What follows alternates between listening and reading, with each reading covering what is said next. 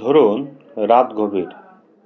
হঠাৎ বুকের মাঝে যেন শক্ত করে চেপে ধরল, ব্যথা অনুভব হচ্ছে। মনে হচ্ছে বুকের ভেতর ভারী পাথর চাপা রয়েছে। সেই ব্যথা ধীরে ধীরে ছড়িয়ে পড়ছে, কখনো গলা বা চোয়াল পর্যন্ত, আবার কাঁধ কিংবা হাতের দিকে ছড়িয়ে পড়ছে। এই ধরনের ব্যথা হলে অনেকেই প্রথমে মনে করেন হয়তো অ্যাসিডিটি হয়েছে। তারপর তড়িঘড়ি করে একটা গ্যাসের ওষুধ খেয়ে বসে থাকেন যে ব্যথা কমে কিনা দেখা যাক। আসলে অনেক সময় দেখা যায় যে এই ব্যথা কমছে না, কিন্তু আপনি কি জানেন যে এই ব্যথাটি অত্যন্ত ঝুঁকিপূর্ণ?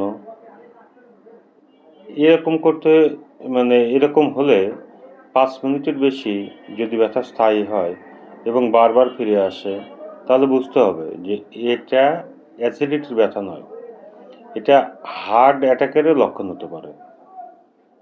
এমন সময় কোনোভাবেই ঘরে বসে কিংবা অপেক্ষা করা উচিত নয়। আসলে আমাদের মনে রাখতে হবে যে এটা হার্ট অ্যাটাক হতে চলছে অধিক রাত।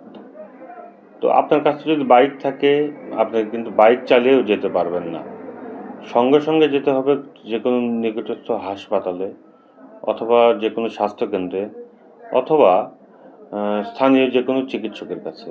তাহলে আপনি কীভাবে যাবেন? আপনি কিন্তু বাইক চালিয়ে বা গাড়ি ড্রাইভ করে বা নিজের যে কোনো যানবাহন চালিয়ে যেতে পারবেন না।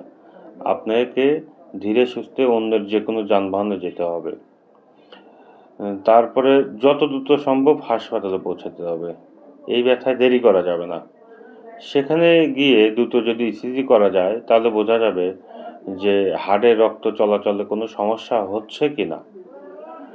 যদি রক্ত চলাচল কমে যায়, তাহলে বুঝতে হবে যে হার্টের বেশ বড় ধরনের সমস্যা, বা হার্টের অন্য কোনো সমস্যা চলছে কি না। যদি সাধারণত এই ধরনের ব্যথা হলে হাড়ের ব্যথাই আগে মনে করতে হবে। সেক্ষেত্রে চিকিৎসকের পরামর্শ অনুযায়ী 300 মিলিগ্রাম অ্যাসপিরিন খেতে হবে, এবং প্রয়োজন পড়লে নাইট্রোগ্লিসারিন স্প্রে জিহ্বার নিচে 2 চাপ দেওয়া যেতে পারে, অবশ্যই চিকিৎসকের পরামর্শ অনুযায়ী। মনে রাখবেন, হৃদরোগ সময়েই সবচেয়ে বড় বিষয় মোকাবেলার জন্য। 10 মিনিটের দেরি অনেক সময় জীবন মৃত্যুর ব্যবধান তৈরি করতে পারে। এই 10 মিনিটই বেঁচে যেতে পারে একটা জীবন। নিজের ভুল ধারণার কারণে সময় নষ্ট করবেন না।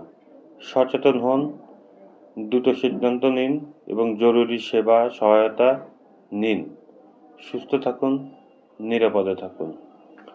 আর যেন তেনভাবে যে কোনো রোগের চিকিৎসা নিজে নিজে করতে যাবেন না, তাহলে বিপদ আরও বাড়বে। সবাইকে ধন্যবাদ। ভালো থাকবেন।